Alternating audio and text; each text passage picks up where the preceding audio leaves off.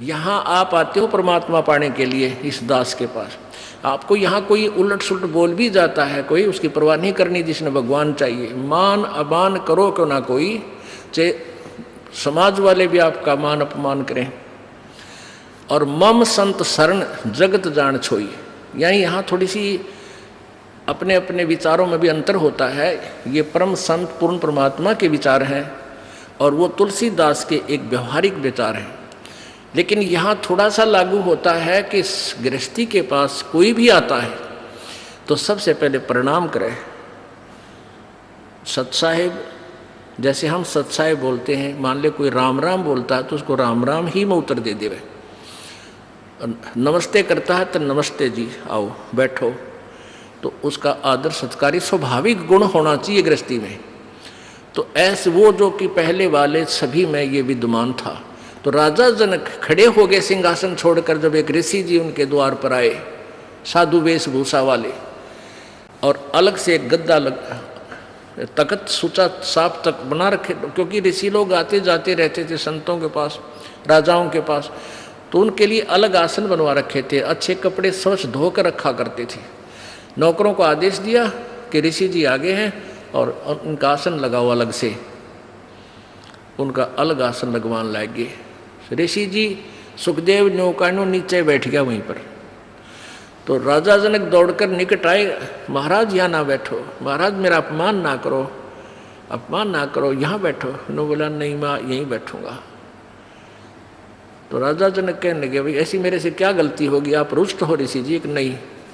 फिर बैठे बैठे सारी कहानी सुना दी कि मैं आपको गुरु बनाने आया हूँ और आज मैं ऊपर नहीं बैठ सकता। अब सुथरे दिन आ गए, नर्म आ गया तो भगवान के निकट आ गया।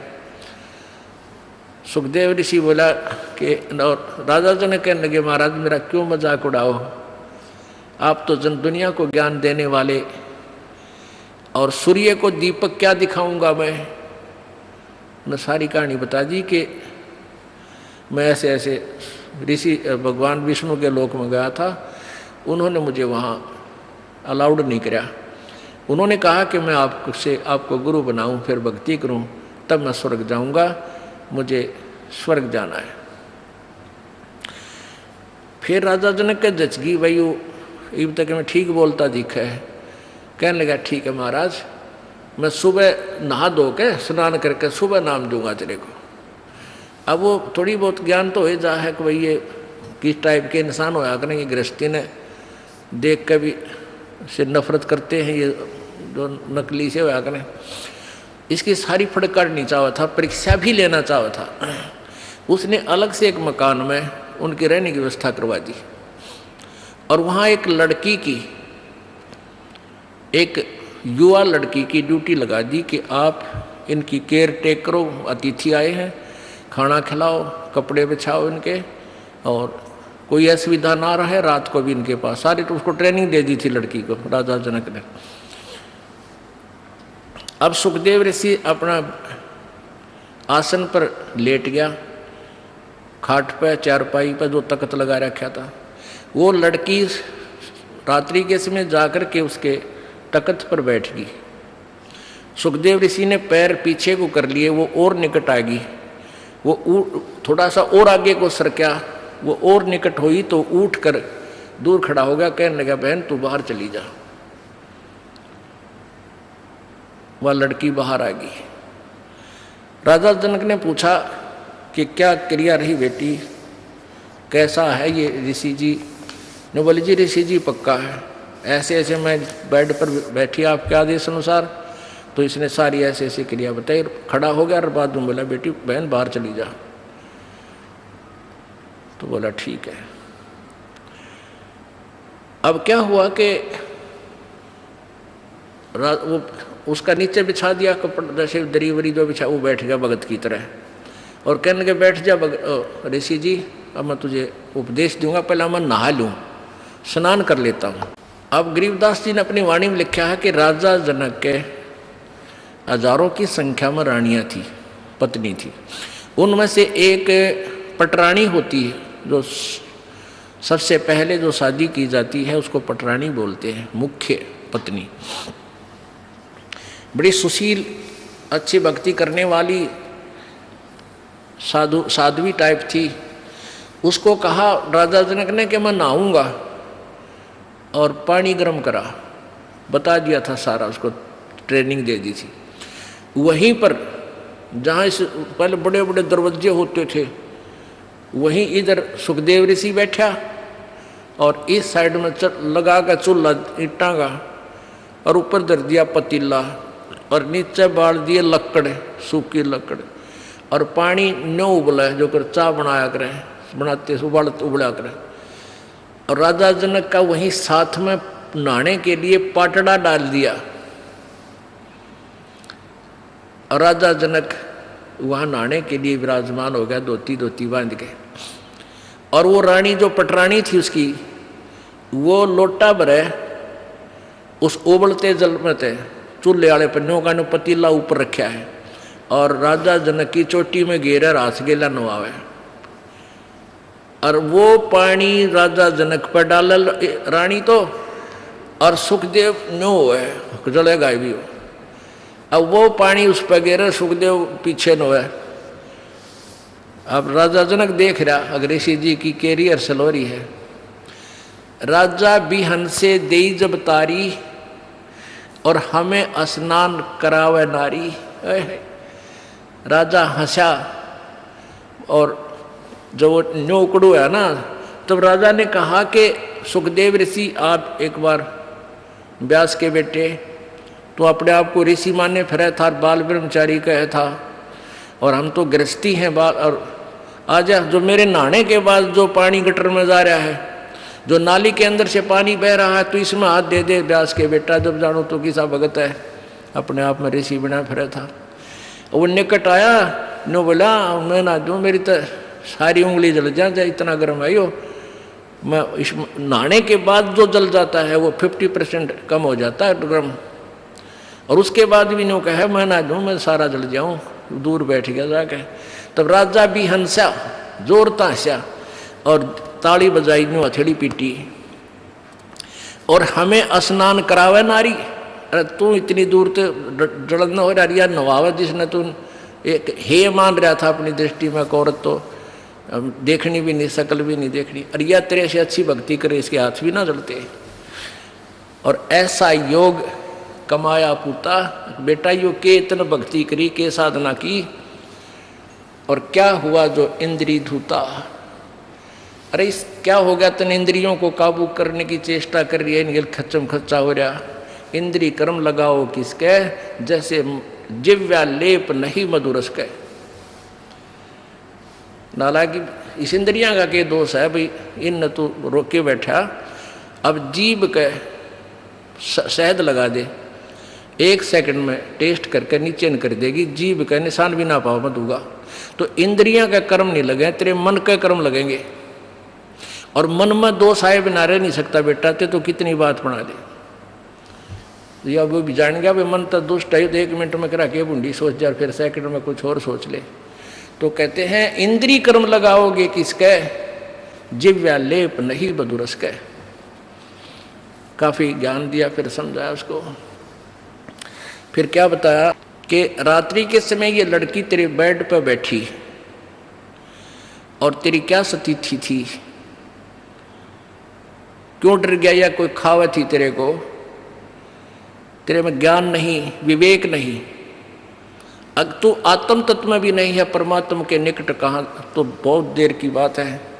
योगी पुरुष आत्म तत्व में आ जाते हैं, स्त्री और पुरुष की आत्मा में उन्हें भिन्नता नजर नहीं आती। अगर तू थोड़ा बहुत आत्म तत्व में भी आ रहा होता, तो भी तेरे अंदर ये शुक्र पैदा ना होती, और बैठ जाता, कहता जा बेटी बैठ, आओ भाई बैठो, बात परमात्मा की चर्चा शुरू करता, उसको ज्ञान सुनाने लग जाता।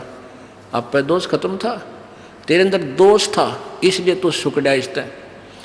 एक बार सांग देखने चले गए 2 जने, एक तो पहले जाता था, एक पहली बार गया था, और वो लड़के उस समय लड़कियों का ही रोल बना के और मेल फीमेल का रोल करा करते हैं।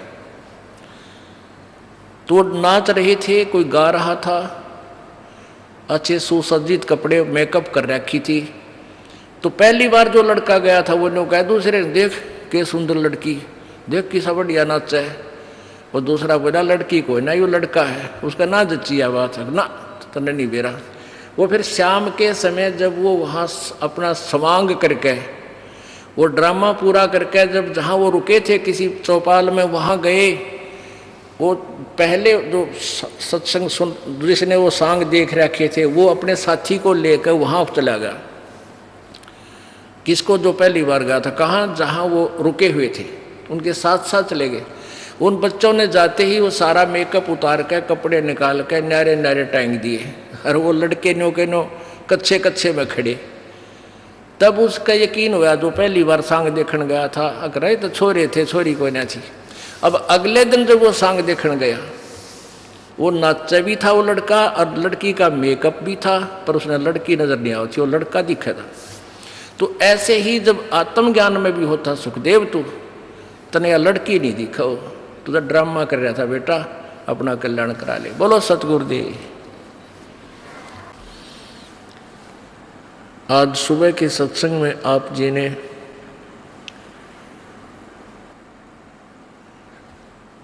सुना था कि गुरु बिन माला फेरते, गुरु बिन देते दान, गुरु बिन दोनों निष्फल हैं, चाहे पूछो वेद पुराण। आज सुबह के सत्संग का विषय था कि आप इस लोक के रहने वाले नहीं हैं, हम सभी सतलोक से आई हुई वो पुण्यात्मा हैं जो सदा सुखी रहा करते थे, और हम काल के जाल में फंस के अपने पैर पे आप कवाड़ा मार के हम यहाँ दुखी हो रहे हैं। अब हमने अपने सतलोक जाना है। जब तक हम सत्यलोक नहीं पहुँचेंगे तब तक ये कष्ट पे कष्ट हमें झेलने ही पड़ेंगे, क्योंकि यहाँ का विधान है, जैसे कर्म प्राणी करता है उसको वैसा ही फल मिलेगा। यहाँ के विधान अनुसार पुण्य भी आपको भोगने हैं और पाप भी आपको ही भोगने होंगे, इसमें कोई परिवर्तन नहीं हो सकता।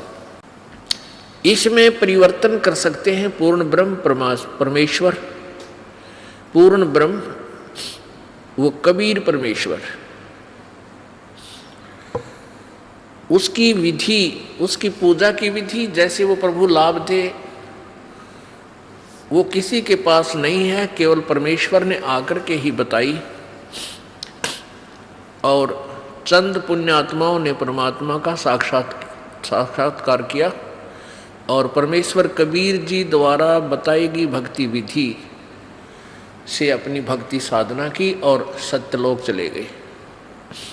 उनमें से कौन कौन हैं? आदरणीय धर्मदास साहिब जी, आदरणीय मलुकदास साहिब जी, आदरणीय दादू साहिब जी, आदरणीय नानक साहिब जी, आदरणीय घीसा दास साहिब जी, आदरणीय गरीबदास साहिब जी।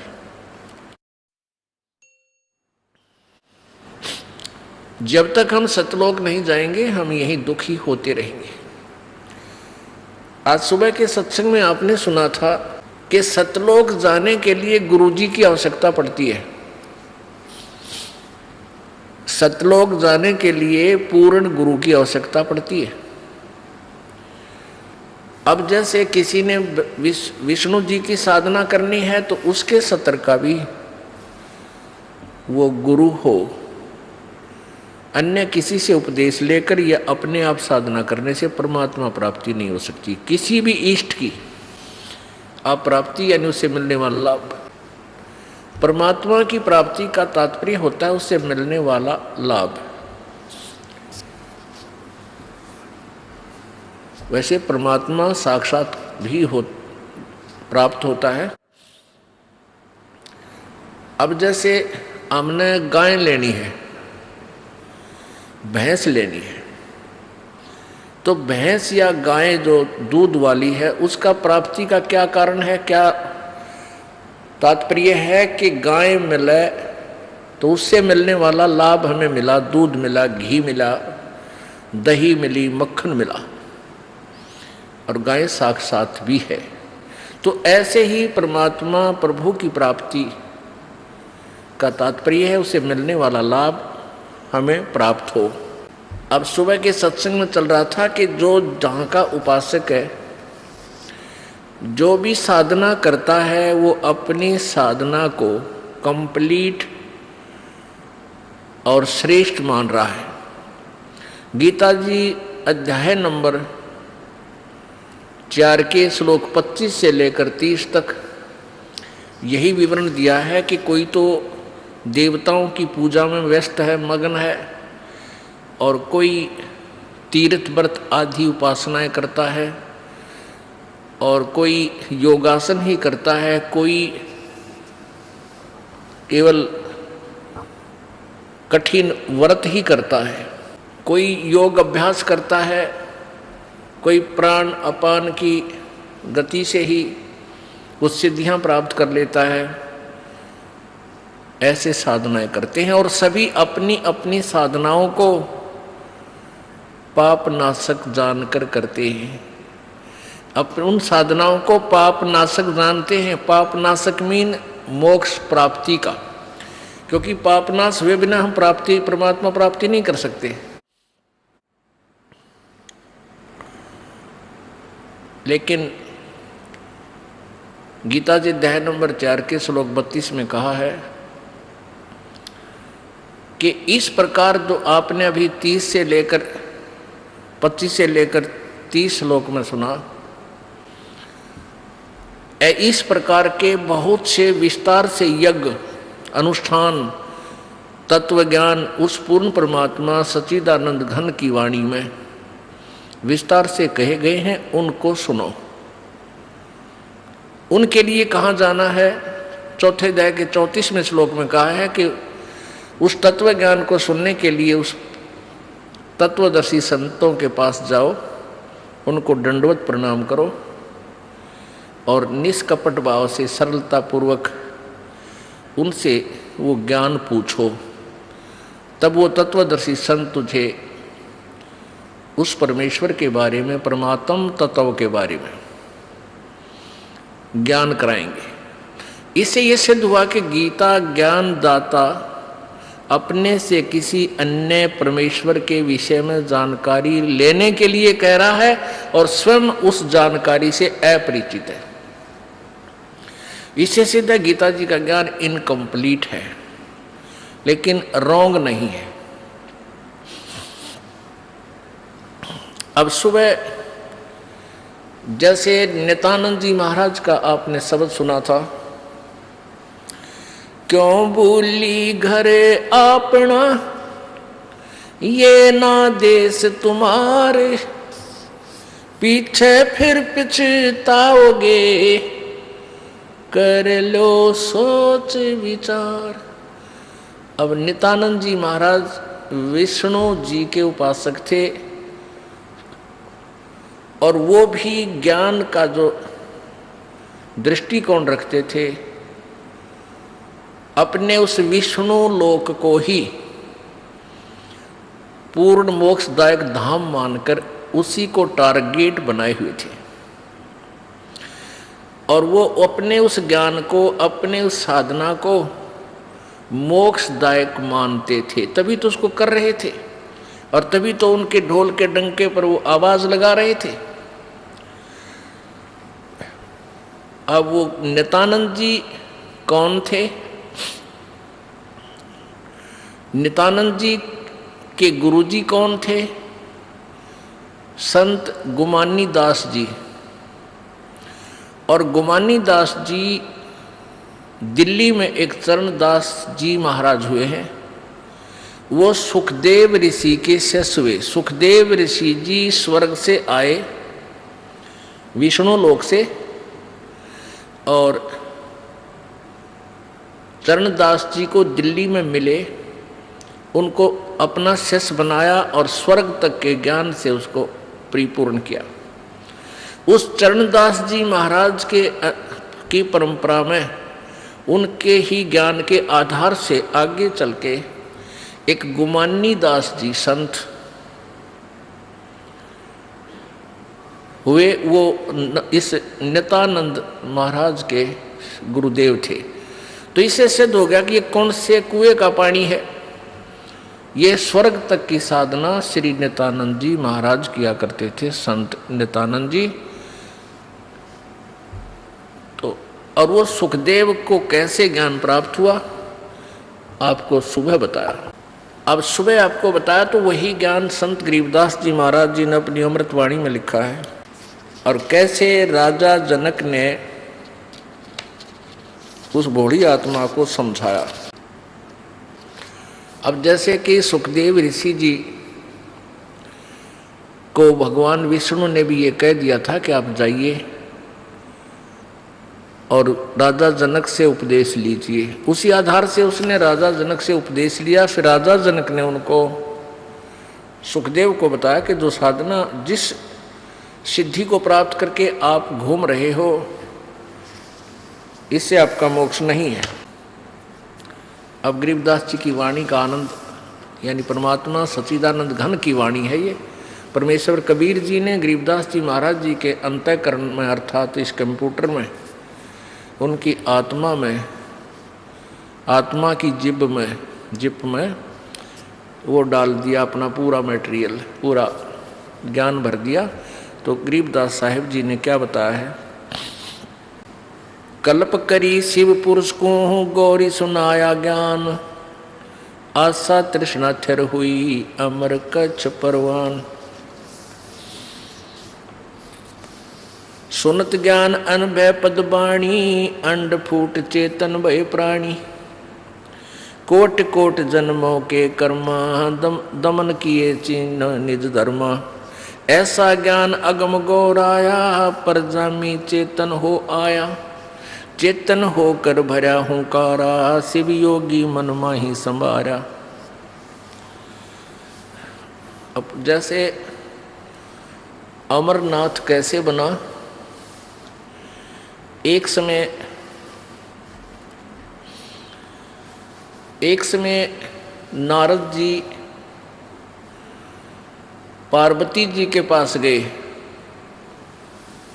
पार्वती जी से कहा कि हे माई, आपके 108 जन्म हो चुके हैं और आप जन्म और मृत्यु के इस घोर कष्ट को सहन कर रही हैं। भगवान शिव जी के पास एक ऐसा अमर मंत्र है कि वो यदि आपको वो मंत्र दे दें तो आपका जन्म और मृत्यु समाप्त हो जाए। अब पार्वती जी ने कहा कि भाई नारद, आप क्या बात कह रहे हो? भगवान शंकर जी मुझसे बहुत प्यार करते हैं और मुझसे कोई भी वस्तु छुपा कर नहीं रखते। यदि उनके पास ये मंत्र होता और मैं जन्मती मरती रहती, क्या ये मुझे देख सकते थे? भगवान नारद जी ने कहा कि माता, आपके विश्वास के लिए भगवान शिव जी जो गले में 108 जो सिर डाल रखे ना, खप्पर खोपड़ी, वो आपके हैं। आपसे इतना प्यार करता है ये, आपकी मृत्यु के बाद भी आपकी इस निशानी को वो साथ रखता है। लेकिन मंत्र आपको नहीं दे रहा, ये मुझे नहीं मालूम, ये वही बताएंगे। पार्वती एकदम थर्रागी, सारी कांपगी कि सचमुच जो वो शीश, वो गले में उन्होंने जो ये खोपड़ी की माला पहन रखी, वो सचमुच मेरे हैं। अखा माता, आपके हैं। और नारद कभी झूठ नहीं बोला करता। बोला भाई बात तो तेरी ठीक है ऋषि जी। अब नारद जी तो लगा के इंजेक्शन निकल गए। अब पार्वती के बेचैनी होगी कि भी नारद जी ने हमसे क्या लेना देना था झूठ बोल के, और भगवान शंकर जी मुझे मंत्र नहीं दे रहे, ये क्या कारण है, समझ में नहीं आई। भगवान शिव जी सामने घर पर आए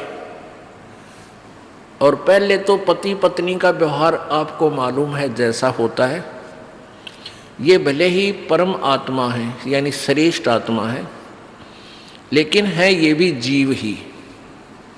इनके अंदर भी वही गुण और अवगुण है जो आप जी में है, लेकिन आप जी में हमसे वो उत्तम गुण अधिक है,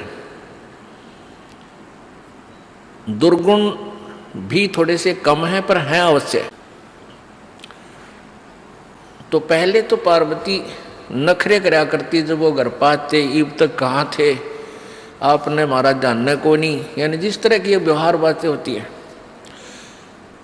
कभी आकड़ जाती। अब उस दिन जब आए भगवान शंकर जी और चरणों में गिर गई। अब जब भगवान शंकर जी आए, आते ही चरणों में लौट गई, चरण पकड़कर रोने लगी। रोने लगी तो शंकर भगवान ने सोचा आज यह उल्टी गंगा कैसे चढ़ गई, कमाल हो गया भाई, आज ये मेरे चरणों को कैसे पकड़ रही है। तो उसने सोचा किसी ने कुछ 19-21 कह तो नहीं दिया किसी यहाँ के देवता ने। तो पूछा क्या कारण है, किसने कुछ कहा है तो मुझे बताओ। अब वो रोती रोती कह रही है कि भगवान अवश्य मुझ दासी से कोई भूल बनी है, मैं अवश्य मुझ में कोई त्रुटि रही होगी, आपने मुझसे एक अनमोल वस्तु छुपा रखी है। अब शंकर भगवान तो सोच भी नहीं सकते थे कि इसकी बुद्धि वहां तक पहुंचेगी। ये तो गहने और जेवरात तक उलझ थी, बताई आभूषणों की डिमांड किया करती थी, और आज ये क्या। तो उसने सोचा कोई पहरे देख ली होगी बढ़िया आभूषण, तो उसने सोचा या कोई और डिमांड करती होगी। तो पार्वती ने कहा आपने मुझसे कोई अनमोल वस्तु छुपा रखी है, हे भगवान ये आपके गले में ये मेरे ही शीश हैं क्या। अब शंकर भगवान बोला कि कौन आया था आज अपने, मैंने साची बता। तो पार्वती बोली नारद जी आए थे। तो जान गए भगवान शंकर के ला गया पतंगा कर गया काम, आज ये घर में लड़ाई करवा गए। और वह जो ज्ञान है जो मंत्र है वो भी कह गया होगा, अवश्य बताया गया होगा, और वो मैं बता नहीं सकूंगा जब तक इसके हृदय में सीध नहीं होगी, सच्चाई नहीं होगी। फिर भी पूछा कि और क्या बात है बताइए। कहने लगा कि भगवान आपने मुझसे एक अनमोल मंत्र छुपा रखा है, मैं जन्मती हूँ मरती हूँ, आप मुझसे कितना प्यार करते हो, आप दुखी नहीं हुए होगे। भगवान शंकर बोला आज ये तेरी बुद्धि की बात को ना, ये किसने ज्ञान दिया तेरे ते कि नारद मुनि जी आए थे और आज मुझे काफ़ी देर तक सत्संग के माध्यम से ये ज्ञान सुनाया। हे प्रभु मैं तो बालक हूँ, आपके चरणों की दासी हूँ, भोली भाली हूँ, मुझसे कोई त्रुटि रही तो माफ़ करो प्रभु, मुझे वो मोक्ष मार्ग बता दो। अब शंकर भगवान बोला सुन ले पार्वती, जहाँ तक आपका प्रश्न है कि क्या मुझे दुख नहीं हुआ होगा जब तू जन्मती और मरती थी, मैं बहुत दुखी होता था। ये जितने भी शर हैं तेरे, ये शीश हैं, ये खोपड़ी हैं, ये तेरी ही है, और तू मरती थी मुझे असीम पीड़ा होती थी, और तेरी याद रखने के लिए वो खोपड़ी में अपने गले में डाल लेता था, सीने के लगा कर रखता था, लेकिन मैं मंत्र तुझे नहीं दे सका। पार्वती ने कहा प्रभु क्या कारण रहा। कि कारण ये रहा कि जब तक ये ऐसा अनमोल मंत्र है ये वैसे नहीं बताया जा सकता। अति अधीन दीन हो प्राणी तब ये कहना अकथ कहानी। जैसे सीप समुद्र में होती है, एक सीप, जैसे शंख होते हैं ना, शंख ऐसी होती है चपटी सी, और उसमें मोती बनता है, एक जीव होता है, उस जीव के ऊपर कवर होता है ये शंख। तो आम देखे होंगे आपने, इससे मिलती जुलती लेकिन आकार दूसरा होता है, चपटा सा होता है। वो सीप जो होती है वो समुद्र में रहती है, खारे समुद्र को ग्रहण नहीं करती। जब उसके अंदर उसकी इच्छा होती है मोती बनाने की सीप के अंदर, तो समुद्र के ऊपरी सतह पर आती है, उसमें मुंह खोल लेती है ऊपर, और ऊपर से जब आसमान से वर्षा हो रही होती है उसमें से एक बूंद वर्षा की ग्रहण करके मुंह बंद कर लेती है, और फिर उसमें वो मोती बन जाता है। और सीप का मुंह खुला ना हो, सीप का मुंह बंद हो, और वो ऊपरी सतह पर हो, चाहे पूरा सावन बरस जा, कितना ही वर्षा हो ले, वो उसमें मोती नहीं बन सकते, क्योंकि वो वस्तु अंदर नहीं जा सकी। तो भगवान शिव जी ने कहा कि अभी तक तेरे अंतःकरण में डिमांड नहीं थी इस मंत्र के पाने की। आज जो तेरे अंदर प्रेरणा भरी है, ये नारद जी की वचनों ने, सत्संग ने आपके अंदर यह तड़फ पैदा कर दी है, और इस तरफ से आज तेरा अंतःकरण का मुंह खुल गया। अब मैं ये ज्ञान दूंगा पार्वती तेरे को, अब तेरे अंदर जाएगी यह वस्तु। और उससे पहले यदि मैं तुझे कहता तू कान्ना पे कटाड़ा थी। मैंने बहुत बार आपसे कोशिश की समझाने की कि परमात्मा की भक्ति करनी चाहिए, प्रभु का मंत्र एक अनमोल मंत्र होता है, उसका जाप करने से मोक्ष होता है। आप टाल जाती थी, आप कह देती थी मुझे भगवान मिला हुआ, मुझे किसी की भक्ति की आवश्यकता नहीं है, मैं और किस भगवान की पूजा करूं। आप जो मेरे पति और 3 लोक के मालिक, दोनों भगवान, तो इसलिए पार्वती मैं चाह कर भी तुझे ये मंत्र नहीं दे सका। तो फिर कहा कि अब चल तुझे नाम दूंगा, एकांत स्थान पर चलेंगे, ये ऐसा मंत्र है किसी को नहीं बताना, थर्ड पर्सन को, और थर्ड प्राणी हमारी ये बात सुन भी नहीं ले, क्योंकि इस मंत्र को यदि कोई सुन लेगा, उसका जाप कर लेगा, उसमें बहुत सी सिद्धियां आ जाती हैं, और वो सिद्धियां पाकर फिर अपना ही शत्रु बन जाएगा हमका, भगवान शंकर कह रहे थे। इसलिए इसको ऐसे स्थान पर तुझे बताऊंगा कि कोई दूसरा ना सुन सके। जहाँ पर ये अमरनाथ बना हुआ है, वहाँ जाकर के भगवान शंकर जी ने एक सूखा वृक्ष देखा, सूखा वृक्ष जिसके कति सूख जाकर पत्ते वत्ते नहीं हो के वो टहनी और तना खड़ा हो, उसके पास जाकर के और ऐसे 3 बार ताली बजाई, नु ऐसे दौड़ते, इतनी जबरदस्त आवाज हुई कि आसपास के कोई पक्षी भी था भूल भटक कर वहां पर सब उड़ गए, जीव जंतु दूर भाग गए। और वहां इसलिए बैठे थे, आसन लगाया था कि यहाँ कोई प्राणी भी आकर, कोई पक्षी बैठ भी जाओगा मेरी नजर पड़ जाएगी, और जहाँ पत्ते होंगे मैं नहीं देख सकूंगा। उसमें क्या था कि उसकी एक खोगर, एक बिल था उस वृक्ष के तने में, और उसमें तोते, मादा तोती ने अंडा दे रखा था, मादा तोते ने अंडे दे रखे थे। तो जो स्वस्थ अंडे थे वो तो भगवान शिव जी की ताली से और उनके वचन की कल्पना से कि यहाँ कोई अंडे भी हों वो भी स्वस्थ हो जाए और पक्षी बनकर चले जाएं, ऐसा ही हो गया। उसमें एक अस्वस्थ अंडा था, वो नहीं स्वस्थ हो पाया उस भगवान की तारी से और उस कल्पना मात्र से। तो फिर भगवान शिव जी ने पार्वती से कथा सुनानी चाहिए, क्योंकि ये भगवान भी किसी और परमात्मा के विषय में जानकारी देना चाहते हैं और देते हैं। इनको भी पता है कि कोई और शक्ति है, लेकिन कंप्लीट ज्ञान इनको नहीं है।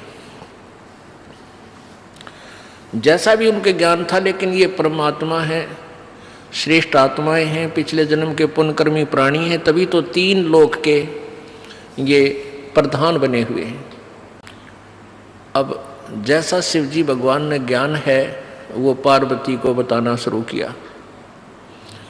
क्या बताया कि नीचे मूल कमल है, मूल कमल में गणेश जी का वासा है, इसका ये मंत्र है। उसके ऊपर स्वाद कमल है, उसका ये मंत्र है। सावित्री और ब्रह्मा जी का वास है। और नाभि कमल में विष्णु और लक्ष्मी जी का वास है, इसका ये मंत्र है। ये ऐसे ऐसे जाप करो। और हृदय कमल में शिव जी का जाप, शिव जी का कमल है और इसका ये जाप है। और कंठ कमल में दुर्गा का ये मंत्र है, इसका ये जाप करो। ऐसे ऐसे चलते रहो, ऐसा दिखाई देगा, फिर आगे चल के ऐसा होगा, आगे जब उसमें पहुंचोगे वहाँ ऐसा होगा, उसका इतने कलर हैं, उसका ऐसा कलर है, उस कमल का उसके इतनी पंखड़ी हैं।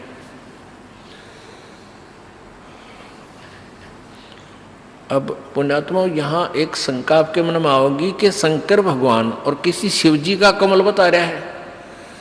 यही ज्ञान बहुत देर से समझ में आओगा। अभी आप इतना ही सुनते रहो जैसा काम चलाओ सा, क्योंकि ये जो कमलों में रिफ्लेक्शन है ये इस काल भगवान का है, जो ये ब्रह्मा विष्णु शिव रूप में रहता है।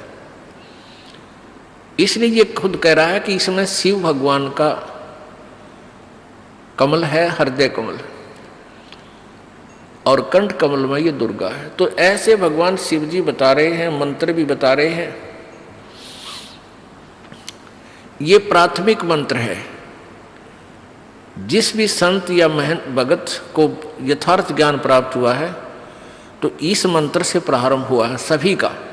ये मंत्र अवश्य जाप करने पड़े हैं। ये प्राथमिक मंत्र है और ये यहाँ का इनका फाइनल मंत्र है, ब्रह्मा विष्णु महेश तक का। जो ये 5 नाम हैं, जो आपको 7 नाम दिए जाते हैं, इनमें से बीच वाले जो 5 मंत्र हैं ये यहाँ के फर्स्ट एंड फाइनल सारे मंत्र। इन में कोई एक जप है, कोई 2 का जाप करे है, कोई 3 का कर ले है। उनको कंप्लीट रेसो नहीं, कंप्लीट चूर्ण नहीं है उनके पास, यानी वो पूरी दवाई नहीं बना पाए। ये तो कबीर परमेश्वर जी ने आके हमें बताई कि ये सभी मंत्र इकट्ठे ही ऐसे जाप होंगे तब ये पूर्ण दवाई बनेगी। तो भगवान शंकर जी पार्वती जी को बता रहे हैं और पार्वती जी को बता रहे हैं एक मूल कमल, रीढ़ की हड्डी, बैकबोन के लास्ट एंड नीचे, उससे अंदर की तरफ 2 उंगल ऊपर भगवान गणेश जी का कमल है। उसकी 4 पंखड़ी हैं, उसका ऐसा रंग है, उसका ये मंत्र है। ये जाप कर पार्वती। दूसरा उससे 2 उंगल ऊपर स्वाद चक्र है, सावित्री ब्रह्मा का जाप है, स्थान है, वास है, और उसमें ये मंत्र जाप कर पार्वती ऐसे ऐसे।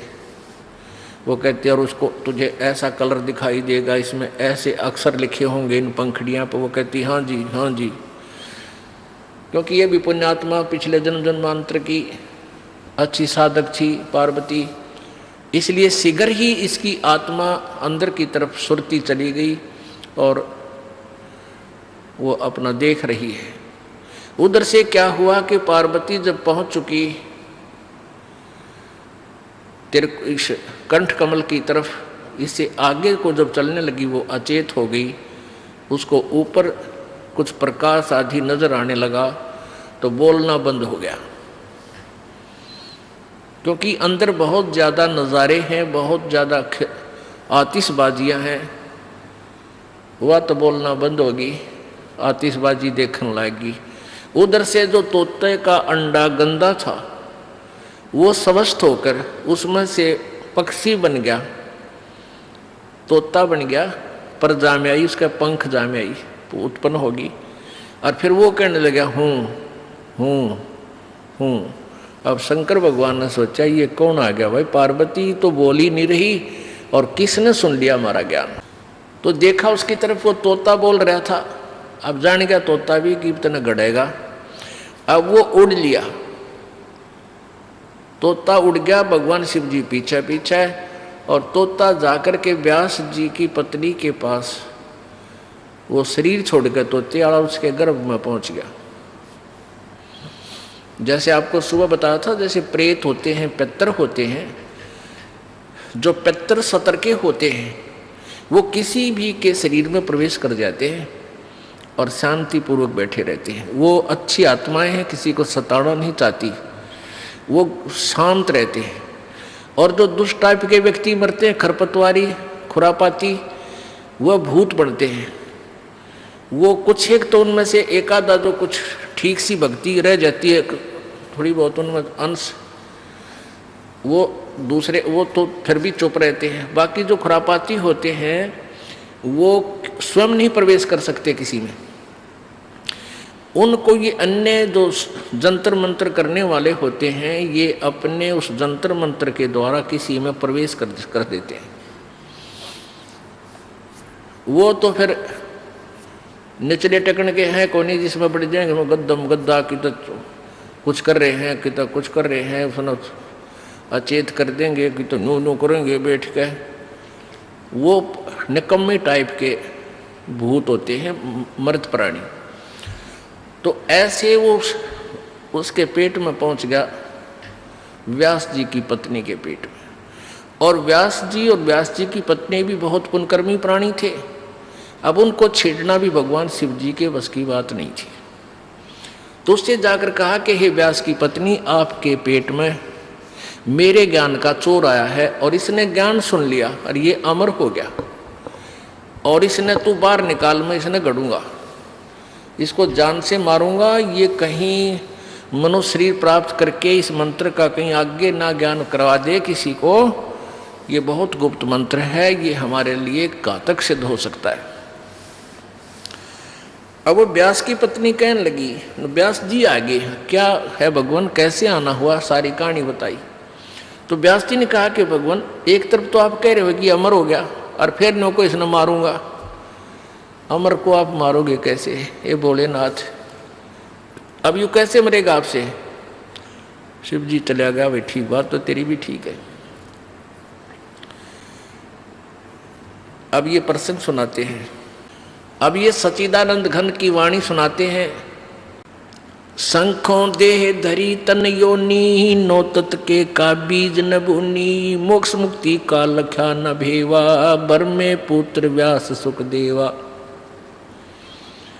सतगुर मिला महादेव बंका, 84 की मिटी न शंका, 78 जन्म गौरी भरमाई, शिव को रुंड माला गल लाई। अर्ध शरीरी देवी गौरा, जिनका थीर भया ना भोरा, नारद मुनि उपदेश बखाना, गिरजा सुनो मोक्ष पद ज्ञाना। सुन हे देवी गौरा माई, 68 तीर्थ पर भी नाई, पिंड प्रदान किए कै बारी, खुली नहीं तेरी मुक्ति दुआरी। रुंडमाला शिव के गल माही, सो देवी तुम जानो नाही। रुंडमाला, इसने कहे, इसके ऊपर ये खोपड़ा बच जाता है, इसको रुंडमाला कहें, शीश। रुंडमाला शिव के गल माही, सो देवी तुम जानो नाही। तुमरा देवी रूप विशाला, शिव तो पैर रहे रुंडमाला, परले शंख असंको जाही, अमर कच्छ शिव कल के माही। अमर कच्छ शिव है अनुरागी, तुम देवी गौरी दिल त्यागी, मूल मंत्र नहीं नाम सुनाया, ताते कल्प होवे तेरी काया। अब नारद जी इंजेक्शन लान लाग रहा है कि तेरे को भगवान शिव जी ने दिल से त्याग रखा है और तेरे को ये मूल मंत्र नहीं बता रखा, उससे तेरा मोक्ष हो सकता है। महादेव देवन पति देवा, जाकी करी न गौरी सेवा। अब पार्वती जब ये कहने लगी कि हे नारद जी, ऐसा नहीं हो सकता कि भगवान शिव जी मुझसे कुछ छुपा के रखें, मैं नहीं मान सकती। तो नारद जी क्या कह रहे हैं कि अभी तक तो आपने भगवान शिव जी को एक पति रूप में डील किया है, आज उनको गुरु रूप में डील करना। क्या बताते हैं, शिव है मोक्ष मुक्ति महादेव देवन पति देवा जाकी करी न गौरी सेवा। अब ये जो ज्ञान बोला जा रहा है ये पुराणों से है। अब ये जो सच्चिदानंद घन की वाणी यानी कबीर परमेश्वर की वाणी है जो गरीबदास जी बोल रहे हैं, ये गरीबदास जी की के सतर का ज्ञान नहीं है जो पार्वती और नारद जी की वार्ता हुई वो बताई है। नारद जी और को कितना ज्ञान है, ये शिव जी को महादेव और देवताओं के भी देवता मानते हैं, वो अपने सतर से बोल रहा है। यहाँ निर्णय आगे देंगे गरीबदास जी इसका। ये नहीं समझना कि इस वाणी में भी तो लिखा है कि महादेव शंकर भगवान को महादेव लिखा है, देवताओं का भी देवता लिखा है। ये उनकी वार्ता एज इट इज लिखी गई है।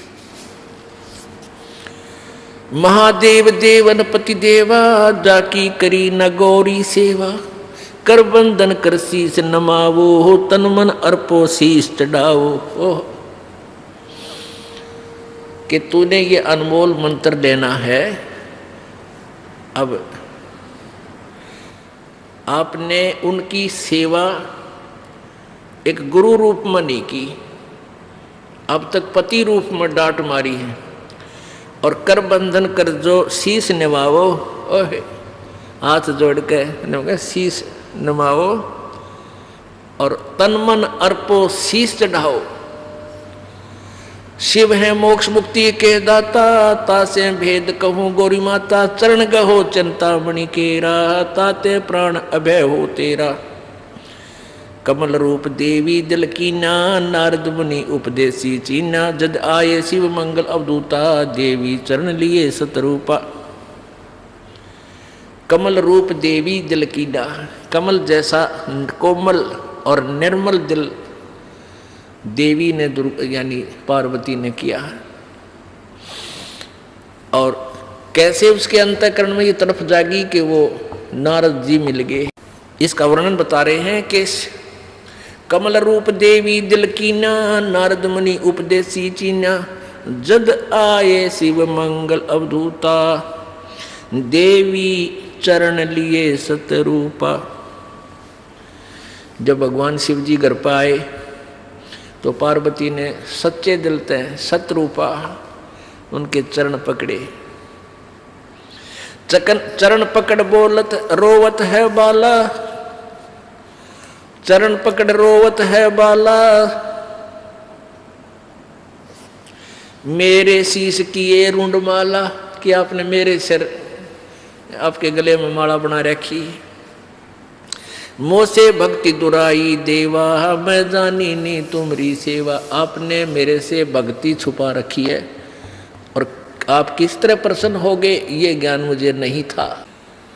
चरण पकड़ रोवत है बाला, मोरे शीश किए रुंड माला। मोसे भक्ति दुराई देवा, मैं जानी नहीं तुम्हारी सेवा।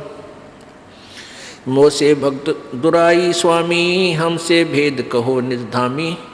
मैं अबला हूँ बालक भोरी, पार निभाओ हमारी डोरी। मैं बाला हूँ, मैं अबला हूँ बाला भोरी। मैं एक बालक हूँ आपके सामने, बोली भाली हूँ, अबला हूँ यानी निर्बल हूँ। और मेरी डोली पार निभाओ, मुझे मोक्ष मार्ग बताओ। पूर्व जन्म की कथा सुनावो, मूल मंत्र हम शिव गो रहो। मूल मंत्र महबूब का ई सुनाओ मोही। देखो निर्णय आ रहा है कि मूल मंत्र महबूब का, उस परम प्यारे परमात्मा सत्य पुरुष का वो मूल मंत्र मुझे हे भगवान सुनाओ। और जुगन जुगन का पातक कटे छूटते दिल द्रोह। मूल मंत्र महबूब का ई सुनाओ मोही। जुगन जुगन पातक कटे हैं छूटत है दिल द्रोही। भूल रही भवसागर हम ही, मोक्ष मुक्ति के दाता तुम ही। शीश पकड़ सुन देवी बाता, को उपदेशी मिला विधाता। अब ये तो नहीं ज्ञान तुम्हारा, हम सुभेद कहो परवारा। गिरजा कह सुनो शिव स्वामी, तारण तरण आद घन नामी नारद मुनि उपदेश संबोधम दीना ज्ञान ध्यान प्रमोदम। शिव समर्थ बोले हैं जब ही गौरी ज्ञान सुनाया तभी। अब भगवान जब वो पार्वती जी भगवान शिव के चरणों में लेटी हुई थी, उसका सिर पकड़ के बैठाया कि बैठ, ये तेरे सतर का ज्ञान नहीं, नो बता आज कौन मिला ऐसा भगवान आत्मा जो तेरे अंदर यह प्रेरणा पैदा कर गया मालिक पाने वाली, जो मैं युगों से नहीं कर सका। तो क्या बताती है, क्या कहते हैं भगवान शिव, शीश पकड़ सुन देवी बाता को उपदेशी मिला विधाता। कि ऐसा कौन भगवान मिल गया, विधाता मिल गया, तेरे मन में फेर गया, तू तो क्यों करे भी ना सुन की थी मेरी बाता ने। शीश पकड़ सुन देवी बाता को उपदेशी मिला विधाता। ये तो नाही ज्ञान तुम्हारा मोह से भेद कहो परवारा। कि तेरी बुद्धि का ज्ञान कोई नहीं जो आज तू बोल रही है। गिरजा कह सुनो शिव स्वामी तारण तरण आद घर नामी। अब वो गिरजा बताती है कि कौन मिला।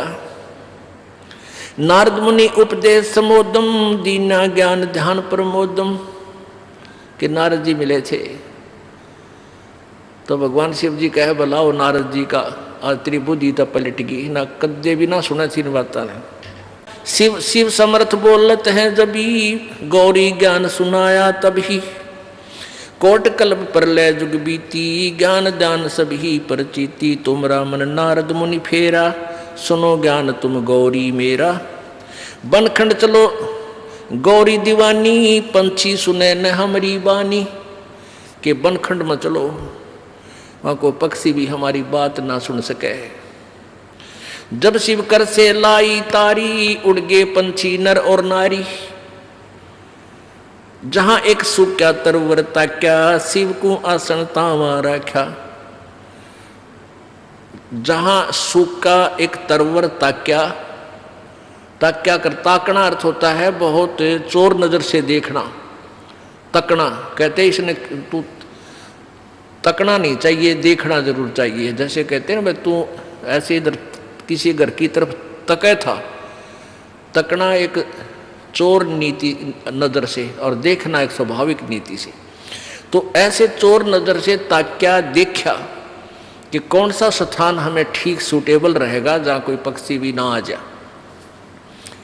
जहां एक सूखा तरवर ताक्या शिव को आसन तावा रखा।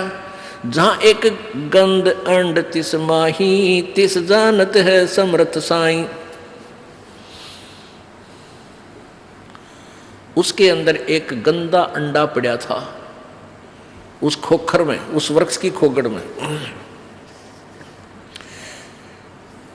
जुग असंग कल्प भर माया पूर्व जन्म कोई पिछला आया। अब तुम सुनो गौरी मेरा ज्ञाना। आसन मुख कर कूट ईशाना। आसन पदम लगावो गोरा मेर दंड सूदा कर बोरा। अब देखो कहाँ तक बता रहे हैं कि वो गंदा अंडे वाली आत्मा जो सुखदेव बना, कहते उसका असंख्य जन्म का कोई पुण्य कर्म आगे आ गया और वो गंदे अंडे वाली आत्मा में वो जीवात्मा पड़ी थी। अब ऐसा संस्कार होता है जैसे कई जीवात्मा गर्भ में मर जाते हैं माँ के पेट में, उनका ऐसा संस्कार था, वहाँ ही मरना था। ऐसे ही जब गंदा अंडा था तोते का, वो गंदे अंडे में वो जीव था। पहले अंडे में जीव था, वो गंदा अंडा हो गया, स्वस्थ नहीं हुआ, रोगी हो गया। अब फिर भी वो आत्मा उसके चिपक रही थी, उसको अपना मान के छोड़ती नहीं जब तक कति नष्ट भ्रष्ट वो कति कंडम फोहा नीले रे तेरात्मा ना मिले, तब तक उसका चिपकी रहती है। ऐसी वृत्ति हमारी काल ने बढ़ा रखी है। अब ये फूल क्यों उठाते हैं? अस्थियां जो व्यक्ति मर जाता है, मृत्यु हो जाती है स्त्री पुरुष की, तो उसको जला देते हैं, स्वाहा करते हैं हिंदू रीति में, हिंदू समाज में। तो फिर उसके वो अस्थियां क्यों उठाते हैं? अब ये पहले जीवात्मा जाता है तपस्या पे, मनुष्य शरीरधारी, वहाँ इसका बक्कल उतर ले है, इसमें से जो गंध है वो निकाल के फिर यूँ भेजा था धर्मराज के पास। धर्मराज के पास इसका ऑटोमेटिक कैलकुलेशन पावर है, ये इतने कर्म किए, ये तेरा जीवन जा भागवा, तो ये प्रेत बन जाता है मान लीजिए। तो प्रेत बनते ही फिर सीधा इसको पटकते हैं नीचे, ये सीधा आता अपने घर ने, घर में इतनी लंबी कील गाड़े पावे, फिर यू बार बार फिर देखता है तेरे शरीर को कहाँ ले गए थे, शमशान घाट में। वहाँ पहुँचता है ये सूक्ष्म शरीर में, ये प्रेत आत्मा बनकर।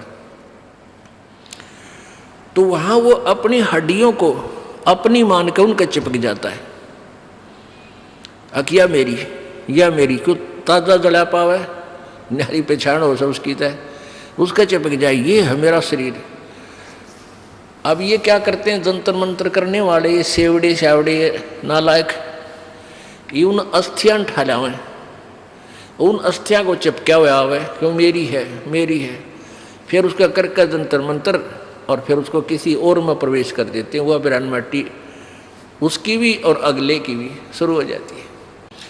तो इन पेट भर संतों ने, ऋषियों ने, गुरुओं ने क्या सोचा कि इन एक धंधा और दे जा, जिसका मरे है ये स्त्री या पुरुष। उनको ये कहने लगे, इनके पास कोई मोक्ष मार्ग तो था नहीं कि इसका कल्याण हो जाए बेचारे का। तो वो यूँ कहने लगे तुम इन सारी राख न डाल के और गंगा में बहा दो। अब गंगा में दरिया में डालने पाछे वो कितना का कित जाएगा, उसका भूत ने बेरा पट्टा ना कौन सी तेरी थी, तो